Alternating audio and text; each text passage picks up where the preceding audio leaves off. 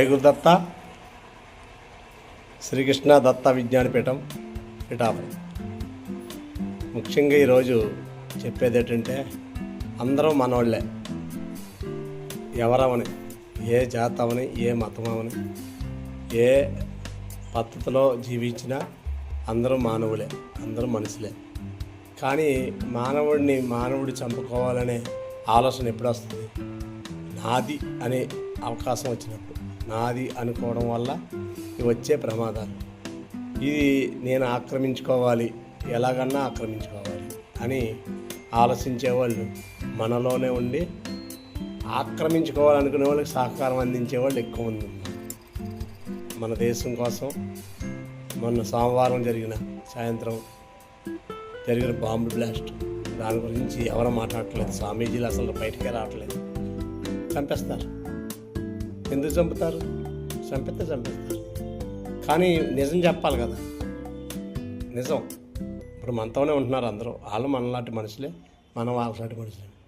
ఈ విషయం మీరు మనుషులని చెప్పడం వల్ల ఏమవుద్దంటే వాళ్ళకి అలా మారిన వాళ్ళకి కొంచెం మార్పు రావచ్చు. చూడండి, డాక్టర్ అంటే నారాయణతో సమానం. అంటే మనం ఏమంటామంటే దేవుడితో సమానం, వైద్యో నారాయణ అంటాం.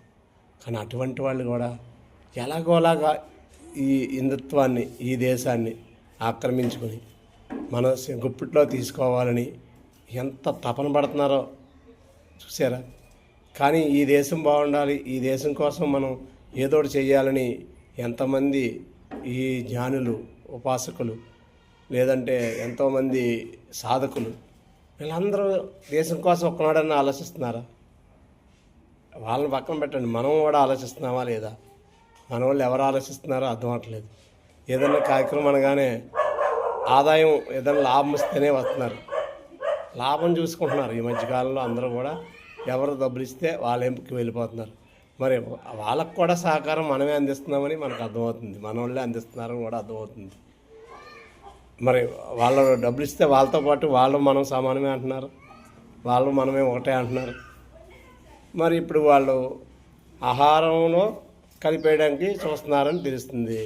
ప్రసాదాల్లో కూడా కలిపేసి మనుషులు చంపేయాలని ప్లాన్ చేస్తున్నారని తెలుస్తుంది. ఇప్పుడు ఎవరు మనవాళ్ళు కాదు ఆలోచించండి. కాబట్టి వాళ్ళ లక్ష్యం ఏంటంటే దేశాన్ని ఏదోలాగా ఇబ్బంది పెట్టడానికి, వాళ్ళ గుప్పట్లో పెట్టుకోవడానికి రెండు మతాలు ఖచ్చితంగా పనిచేస్తున్నాయి. రెండు కూడా పనిచేస్తున్నాయి. ఎలాగోలాగా వాళ్ళ రాజ్యం వాళ్ళు రావాలనుకుంటున్నారు, వీళ్ళ రాజ్యం వీళ్ళు రావాలనుకుంటున్నారు. మరి మెజారిటీగా ఉన్న హిందువులు అందరూ కూడా ఏం చేస్తున్నట్టు? ఒక్కరోజన్నా ప్రార్థన చేస్తున్నారా ఈ దేశం బాగుండాలని?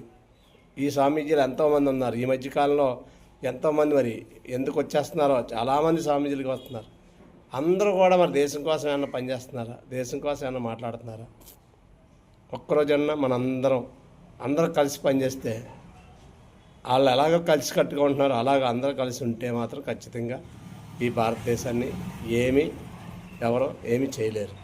అటువంటి మార్గాన్ని మనం ఎంచుకోవాలంటే అందరూ కలాలంటే నేను పెట్టిన పోస్టు మీకు నచ్చొచ్చు నచ్చకపోవచ్చు, కానీ ఎలాగో ఈ మార్గంలోకి వచ్చాం. కాబట్టి రోజు ఒకసారైనా సరే మన హిందుత్వాన్ని కాపాడడం కోసం మనం ప్రతి ఒక్కరు కూడా పనిచేయాలంటే ప్రతి ఒక్కరు స్వామీజీలే కాదు, జ్ఞానులు, పీఠాధిపతులు ఎంతోమంది ఉన్నారు. అందరూ కూడా ఏదో ఒక ఆలోచన, పెద్ద పీఠాధిపతులు కూడా ఆలోచించట్లేదని నేను అన్నాను.